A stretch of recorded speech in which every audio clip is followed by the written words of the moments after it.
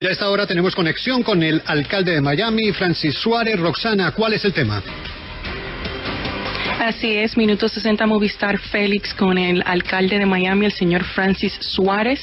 Mi primera pregunta para él es sobre un tema que él ha estado promoviendo bastante, el uso del Bitcoin. ¿En qué ayudaría, señor Suárez, a los mayamenses el uso del Bitcoin? Primero le da a ellos la opción de pagar las nóminas y los impuestos en Bitcoin, que le da más libertad de utilizar un método de pago para esos servicios. Segundo, yo creo que más importante que el primero es el hecho de que nosotros queremos cambiar la imagen de la ciudad de Miami. Muchos piensan que en la ciudad uno no puede ser innovador, no tiene la habilidad de escalar y crecer una compañía, y nosotros deseamos crear la atmósfera en la cual los jóvenes de nuestra comunidad pueden estudiar aquí, pueden quedarse aquí, no se tienen que ir a universidades en otra parte de los Estados Unidos, no tienen que irse a otras ciudades para tener trabajos de alto pago para proveer por su propia familia. Así que para nosotros queremos crear la economía del futuro, es una economía de tecnología, y Bitcoin y las criptomonedas son una gran parte de esa economía en el futuro. Alcalde, el Bitcoin sin lugar a duda puede ser una gran apuesta, pero también puede ser una gran pérdida. Si usted ve gráficas del Bitcoin en el último año, desde marzo del año pasado a marzo de este año, el precio ha ido desde $5,000 en promedio hasta los 60,000 que alcanzó en estos días. ¿No le preocupa los riesgos a la hora de usted tener fondos de la ciudad en una moneda que fluctúa tanto?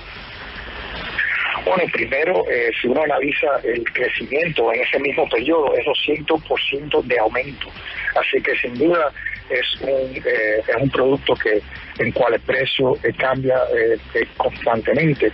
Pero si uno analiza simplemente en el tiempo que tú especificaste, yo creo que el aumento en precio es 200%. Pero a mí no me preocupa porque de que el empleado, por ejemplo, que utiliza Bitcoin va a intercambiar los dólares que le pagan la ciudad por Bitcoin inmediatamente, así que no va a haber riesgo de fluctuación de valor porque va a ser instantáneo.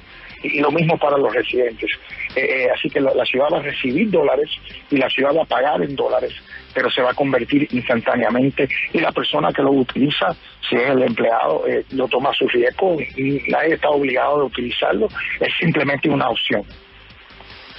Pero, señor alcalde, dentro de esa opción es meter a la ciudad de Miami, que es considerada por muchos como una de las capitales de Latinoamérica, con un centro financiero muy poderoso, es que la ciudad de Miami entre al mundo de las criptomonedas.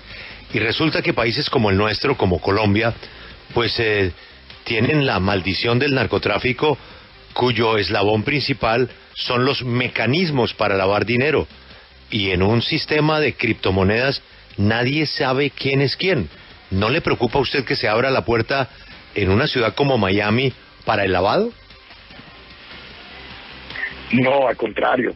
Si uno analiza la moneda con cual, o el dinero con cual se ha lavado la mayor cantidad de actividades ilícitas como drogas, ha sido sin duda el dólar.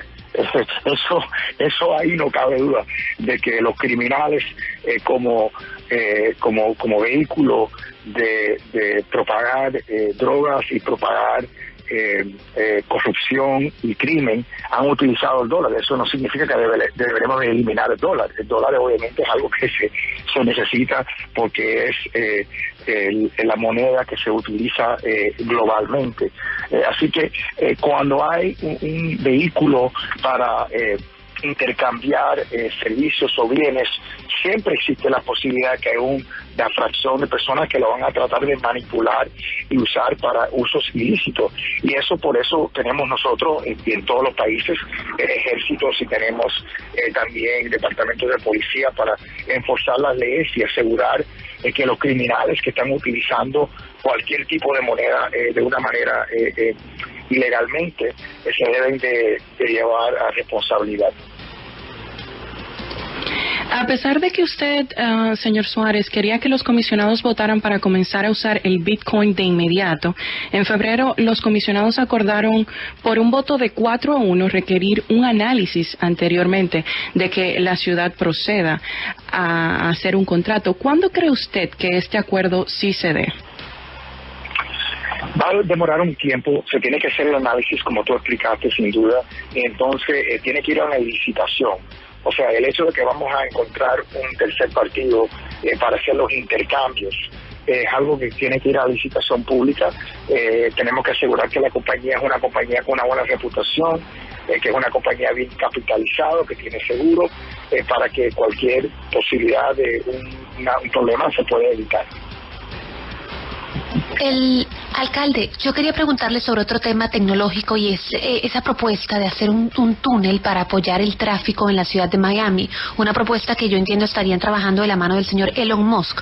¿Cómo funcionaría este túnel? ¿Quién lo financiaría? Y entiendo que el costo es mucho más reducido que las propuestas anteriores que ustedes tenían.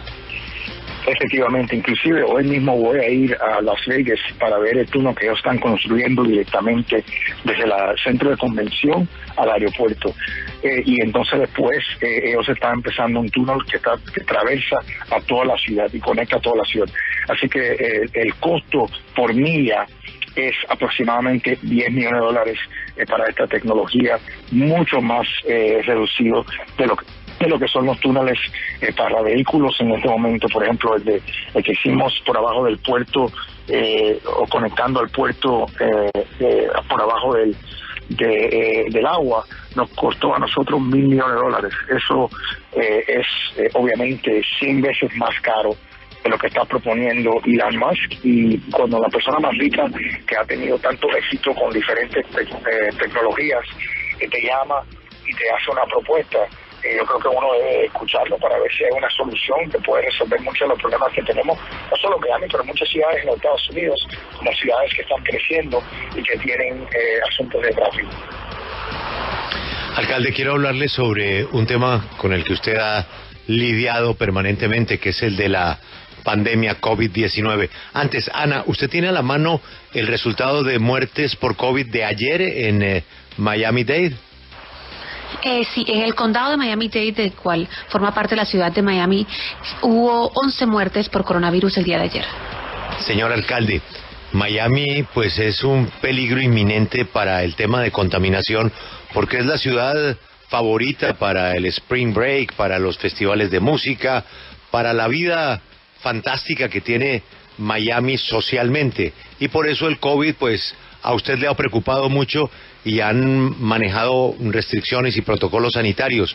Pero esta cifra, que lamentamos mucho, así sean 11 personas, en un día fue 0, otro día fue 5, esta cifra, por baja que sea, y que lamentamos, pues muestra que la situación en materia de muertes está muy controlada.